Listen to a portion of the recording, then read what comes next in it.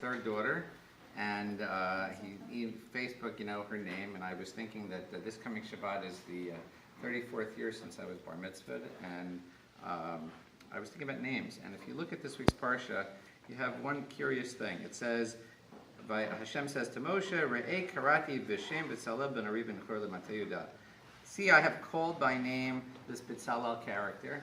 What is the big deal there? So I went back to the first time you talk about names, and you see in Adam, in the beginning of creation, Hashem says it's not good that man is alone, so I'm going to create a helper. And the next thing that happens is God starts forming all the animals, and Adam names every one of them.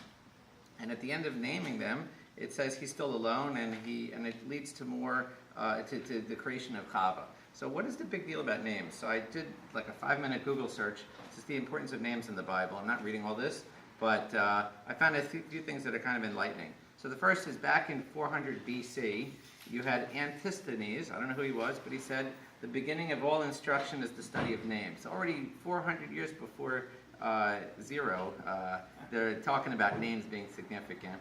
And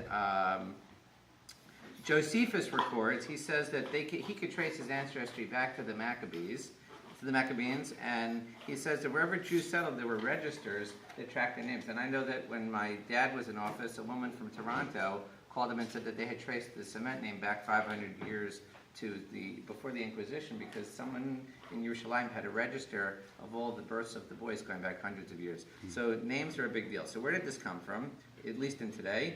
In 1560, the Genevan Bible was printed, and all of a sudden people had access to names.